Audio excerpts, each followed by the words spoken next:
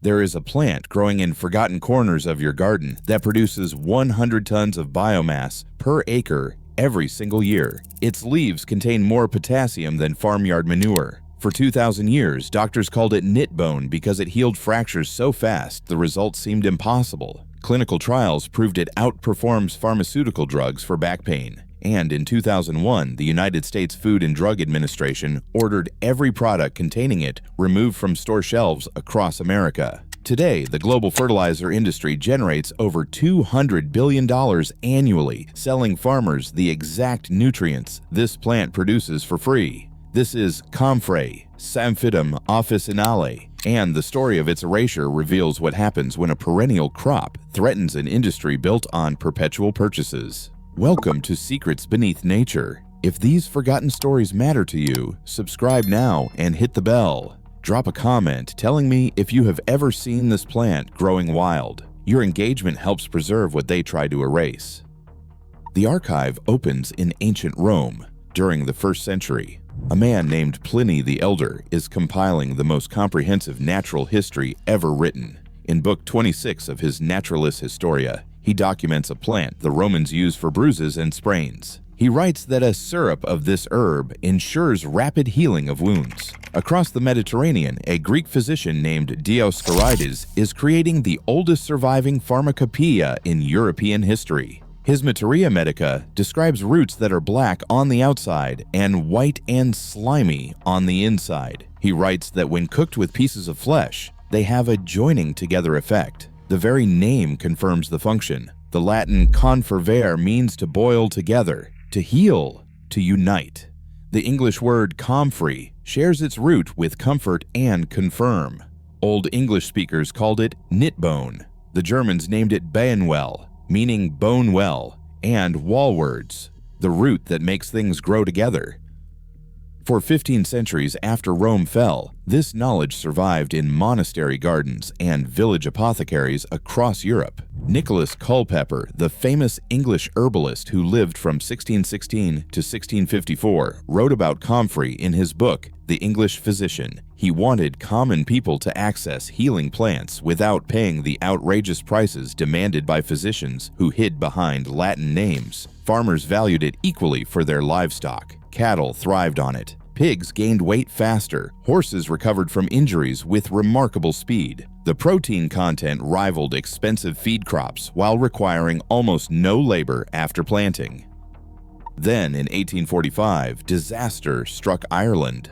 A water mold called Phytophthora infestans spread across the island, destroying potato crops year after year. Over 1 million people died. Another 2 million fled as refugees. While Ireland starved, some who survived turned to alternative crops that the blight could not touch. In the English village of Coggeshall, Essex, a Quaker named Henry Doubleday was watching these horrors unfold. He became convinced that no nation should ever depend on a single crop again. Doubleday had been experimenting with comfrey for years. He originally wanted to extract its mucilage to make adhesive for postage stamps. He wrote to the head gardener at the Palace of St. Petersburg in Russia requesting seeds. Catherine the Great had established a tradition that the royal head gardeners should always be English or Scottish, so an Englishman in Russia sent Doubleday the seedlings he requested. But something unexpected happened. The plants that arrived were not pure Russian comfrey. They were an accidental cross between two species, and like many first-generation hybrids, they exhibited extraordinary vigor. Doubleday planted them on a small plot near the ruins of Coggeshall Abbey, where Cistercian monks had been growing seeds for centuries. The yields he recorded stunned him, nearly 100 tons of fresh biomass per acre.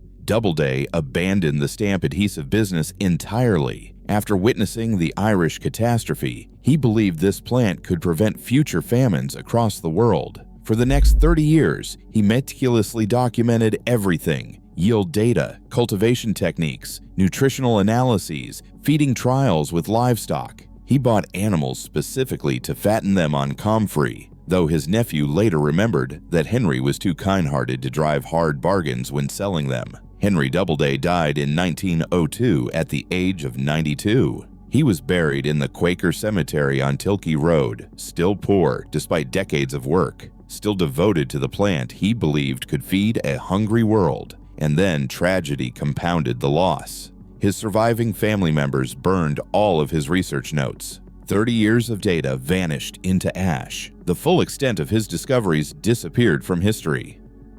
For decades, comfrey cultivation declined as industrial agriculture shifted toward mechanization and chemical inputs. The plant waited in ditches and hedgerows, persistent as ever, but no longer cultivated with purpose. Then, in 1948, a British horticulturalist named Lawrence D. Hills became obsessed with recovering what Doubleday had lost. Hills founded an organization he named the Henry Doubleday Research Association in honor of the forgotten Quaker pioneer. In 1958, he rented 3/4 of an acre of ground in Bocking, Essex, for £10 per year. On this small plot, Hills conducted what would become the most systematic study of comfrey ever attempted. He collected 21 different strains from farmers and growers across Britain. He planted them side by side in identical conditions. He measured yields. He tested nutrient content. He documented disease resistance. He recorded everything Doubleday's family had destroyed. By the early 1960s, one strain emerged as superior in every measurable category. Hills designated it Bocking 14 after the village where his trial ground stood. This cultivar possessed characteristics that would terrify any industry dependent on recurring purchases. Bocking 14 was sterile. It produced no viable seeds, which meant it would never spread uncontrollably and would never escape into wild populations. It resisted rust, the only disease known to affect comfrey, and it delivered the highest nutrient content of any variety tested. The yields were almost unbelievable: 100 tons of fresh leaf biomass per acre per year. The same plants could be cut 5 times in a single growing season. After each cutting, they regrew to full size in just 4 weeks. Once established, a comfrey patch required no replanting for 20 years. Then Lawrence Hills did something the fertilizer industry could never comprehend. He refused to patent Bocking 14. Instead, he mailed root cuttings for free to anyone who requested them. Gardeners in England, farmers in Zimbabwe, experimenters across America. By the time Hills retired, Bocking 14 was growing on 6 continents, spreading not through commerce, but through generosity. Laboratory analysis reveals why this matters. Picture a farmer standing in a feed store staring at bags of synthetic fertilizer stacked floor to ceiling. Each bag costs money. Each bag requires fossil fuels to manufacture and transport. Each bag represents a purchase that must be repeated season after season. Now picture that same farmer walking through a comfrey patch at dawn, cutting leaves that contain higher levels of potassium than farmyard manure. Fresh comfrey delivers roughly 3% nitrogen, 1% phosphorus, and 5% potassium by dry weight. The leaves decompose in 48 hours, releasing nutrients directly into soil that most green manures take weeks to break down. The roots plunge 6 to 10 feet deep, mining minerals from subsoil layers that shallow-rooted vegetables cannot access. Calcium, magnesium, iron, trace elements that would otherwise require additional purchases. Modern clinical trials confirm what ancient physicians documented 2,000 years ago. A randomized double-blind study published in the British Journal of Sports Medicine in 2010 tested comfrey root extract on 120 patients with acute back pain. After 5 days, the comfrey group reported 95.2% reduction in pain. The placebo group reported 37.8%.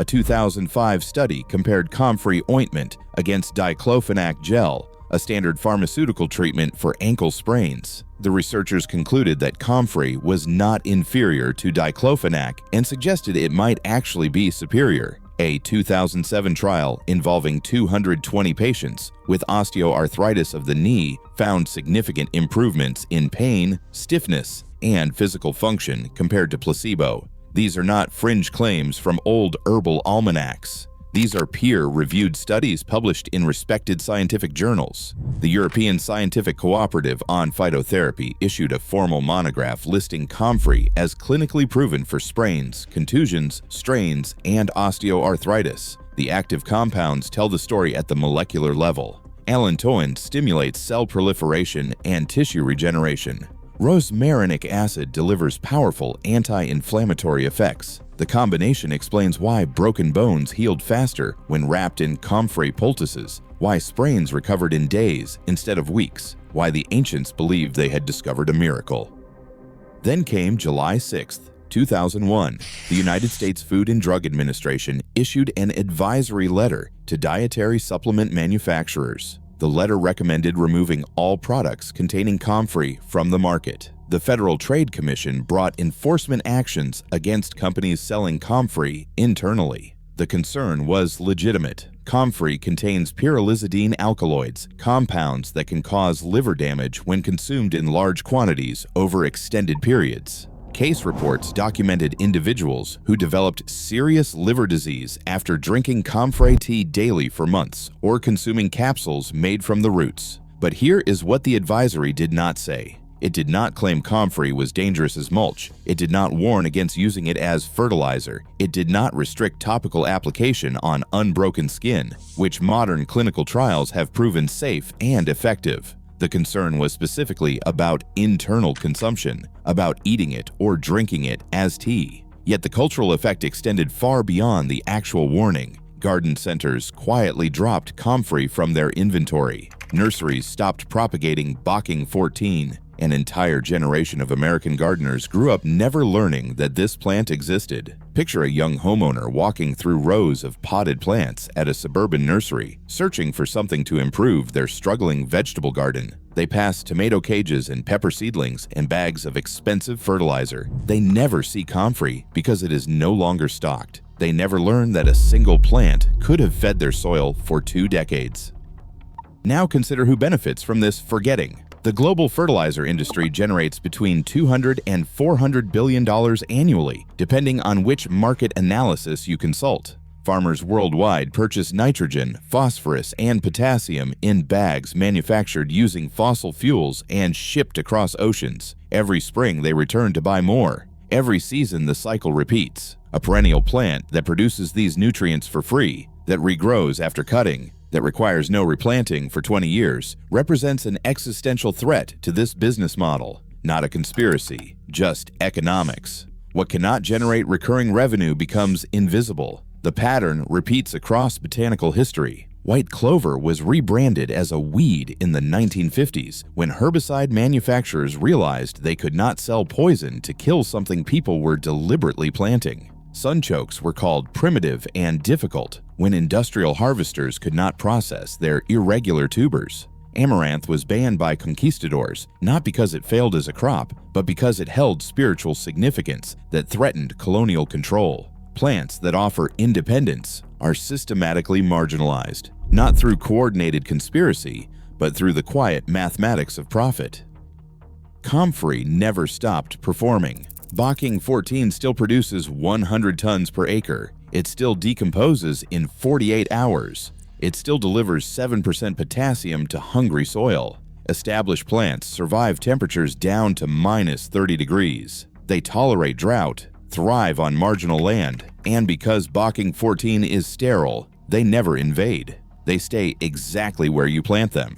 Controlled abundance, waiting for harvest. You can still obtain root cuttings through specialty nurseries and permaculture suppliers. Plant them in spring, spacing them 3 feet apart. When the leaves reach 2 feet tall, cut them to the ground. Within 4 weeks, they will return to full height. Use the leaves as mulch around tomatoes and fruit trees. Stuff them into buckets with water to make liquid fertilizer that rivals commercial feeds. Add them to compost piles where they accelerate decomposition while adding nutrients. Never eat them. Never brew them into tea. Never consume them internally in any form. Use them to feed your soil, not your stomach. The knowledge waits in the earth itself.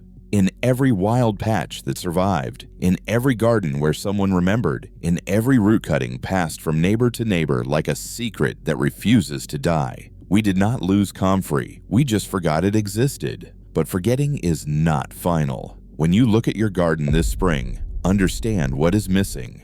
A plant that heals without pharmaceuticals, a fertilizer that replaces without purchase, a perennial that thrives without permission. They did not criminalize comfrey, they just erased it from memory. The question is whether you will remember now. If this video opened something for you, subscribe to Secrets Beneath Nature and hit the bell. Every like and every share breaks the programming. The next video goes live soon.